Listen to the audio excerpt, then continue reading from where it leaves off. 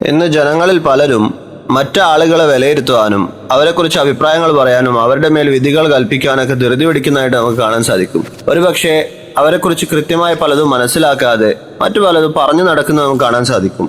എന്നാൽ സലഫുകളിൽ നമുക്ക് ഉത്തമമായ ചര്യയുണ്ട് എന്ന് നമുക്കറിയാം.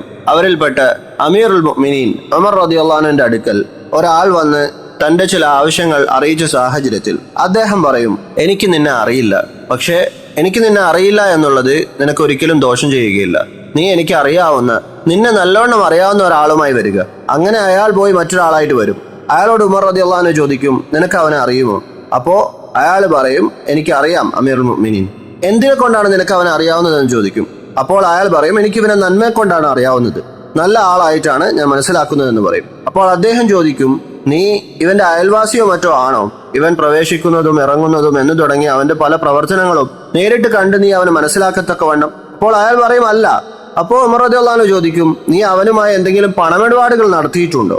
അവന്റെ സൂക്ഷ്മതയും മറ്റും തിരിച്ചറിയത്തക്കവണ്ണം? അപ്പോൾ അയാൾ പറയും, ഇല്ല. അവസാനമായിട്ട് ഉമർ റളിയല്ലാഹു അൻഹു ചോദിക്കും, അങ്ങനെയാണെങ്കിൽ നീ അവനെ ഏതെങ്കിലും യാത്രയിലും മറ്റോ അവന്റെ കൂടെ നീ യാത്ര ചെയ്യുന്ന സന്ദർഭം ഉണ്ടായിട്ടുണ്ടോ? അവനിൽ നിന്ന് പല സൽസ്വഭാവങ്ങൾ നീ മനസ്സിലാക്കത്തക്കവണ്ണം? അപ്പോൾ അയാൾ പറയും, ഇല്ല. അപ്പോൾ ഉമർ റളിയല്ലാഹു അൻഹു പറയും, ഫലസ്ത തഅരിഫു, നിനക്ക് അവനെ അറിയില്ല, അതാണ് അതിന്റെ സത്യാവസ്ഥ. എന്നിട്ട് ആ അയാളോട് പറയും, നീ പോയിട്ട് നിന്നെ അറിയാവുന്ന ഒരുവനുമായി എൻ്റെ അടുക്കലോട്ട് വരിക എന്ന്. ഇങ്ങനെയായിരുന്നു സലഫുകൾ ആളുകളെ വിലയിരുത്തിയിരുന്നത്. മാത്രമല്ല, ഇതൊരാളെ കുറിച്ച് നന്മ പറയുന്ന അവസ്ഥയിലാണെങ്കിൽ അതുപോലെ തന്നെയാണ്, അല്ലെങ്കിൽ ഒരുപക്ഷെ അതിനേക്കാൾ ഗൗരവമേറിയതായിരിക്കാം ഒരാളെ കുറിച്ച് മോശം പറയുന്ന അവസ്ഥകളിൽ. വല്ലാഹുൽ മുസ്തആൻ.